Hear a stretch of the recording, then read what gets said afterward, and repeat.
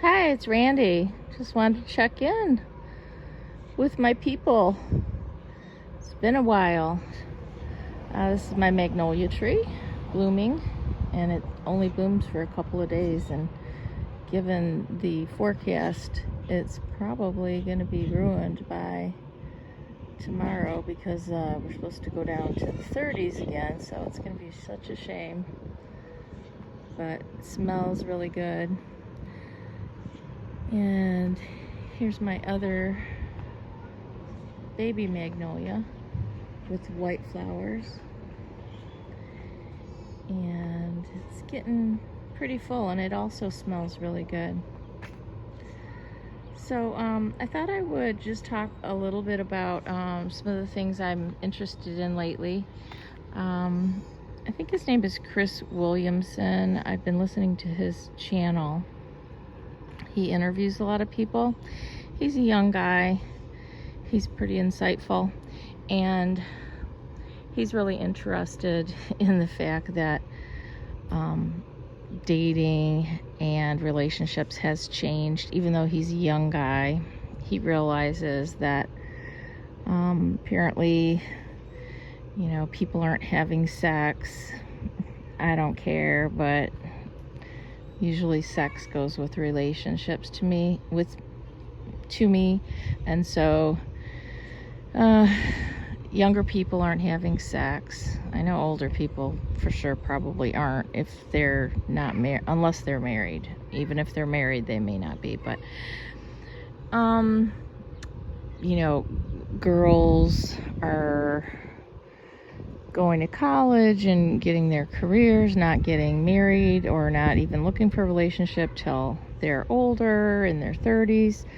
They're having a difficult time finding somebody who meets up to their standards because they don't want to date down, and they've spent a lot of time building their careers. A lot of the young ladies make more money than the men now, and than the young men, and so it's really, really hard because they wait and they kind of they out career and out school themselves right out of a relationship because there's nobody really that qualifies to be a good mate. They're freezing their eggs nowadays, which we never did back in the day. And then, there's the incel problem with so many guys who can't get a date, can't get a girlfriend, and supposedly like 15-20% of the eligible young men in their 20s and 30s are hogging up all of the single women because the women have such high standards, and they're even talking about like women would rather share one guy. They're starting to talk about polygamy, which is crazy. Sharing somebody rather than going ahead and accepting a partner that's subpar. And this guy, Chris Williamson, I believe it might be Chris Williams, but I think it's Chris Williamson. He's from England. He's got English accent. His solution, or it's not going to be a solution because we're well into this problem, so it's going to take many years for it to get like undone or to improve. So his suggestions, his ideas about how, first of all, he doesn't believe, and I agree, women shouldn't go ahead and now dumb themselves down. They should not stop going to college, stop building their careers just so they can be on the subpar level as most men. That just doesn't make any sense. To say that young men need to up their game, well, sure, they do, but what's going to cause them to do that? He has some crazy statistics, this Chris Williamson, about how many young men just like, I don't know, they watch TV, I think, like 40 hours a week, like as much as a full-time job, or they play video games for endless times on end. There's really I shouldn't say no. There's not a whole lot of young eligible men that would be pleasing to any kind of a decent woman right now. And I'm older, as you all know, so it still bothers me because I have a son, and he probably is in the category where he's that 20% that's like dating and able to get a bunch of women. And so I think that's also bad, because when these young guys are just able to get so many different women and such a variety, not necessarily one that is worth marrying, but so many opportunities, they take it. And so that's not really good, because, you know, he's not married, he's 34. And he's still like dating. Again, men don't have to be in such a rush.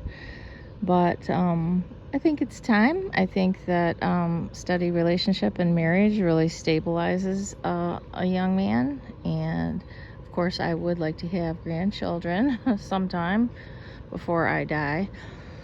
Anyway, Chris Williamson's ideas are to start bridging this gap and to help out this relationship situation with younger people.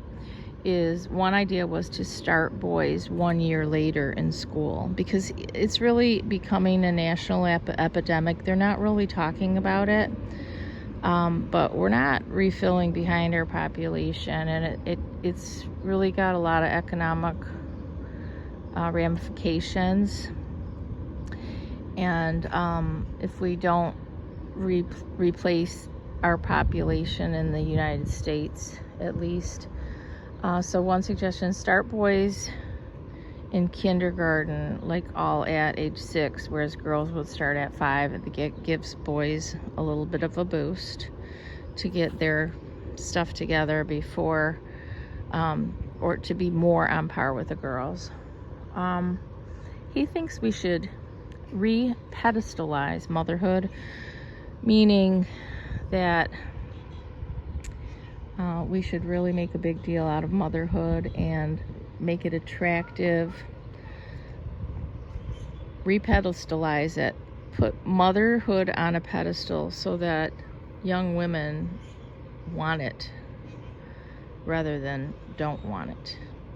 It's a little bit unfair because motherhood's very, very difficult, but what they're seeing is that what happens is the young ladies don't want to become mothers young, but then when they do, it's sometimes too late, or they have to scramble around finding somebody, and that's not good either.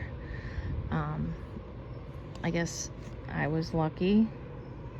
I had my son at 25, and I didn't have any more after that, so I feel grateful that I had a son and a career, and I did it all. It was very, very difficult, but I was one of those people who did it all, did both marriage, family, and career.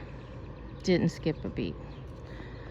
And the last idea that Chris Williamson has is to encourage in-person dating. He does not think that online dating is good or helpful for any age, and I know that people on this channel all mostly agree with that. Do not like online dating. I mean, neither do I. I just don't really have a choice because I don't meet anybody by chance anymore. I'm not in college. I don't have a job where men work. It's all women. So I don't really have a choice. Although I have to say, I don't think I've gone on a date in like 2 years. So yeah, it's pretty bleak. It was my worst fear. It was what I was worried about after leaving the narcissist. Didn't realize it at first, but slowly began to realize that me being older and the way society had changed, and the online dating. I mean, who knows? Even if there was no online dating and if society didn't change, maybe I still wouldn't meet anybody, because like I said, I don't really have an opportunity to meet men like I used to. And the ones that I do see, I'm not attracted to. You know, I think we all agree with that too. We all know that in general. Very difficult for a man over 50 to be attractive.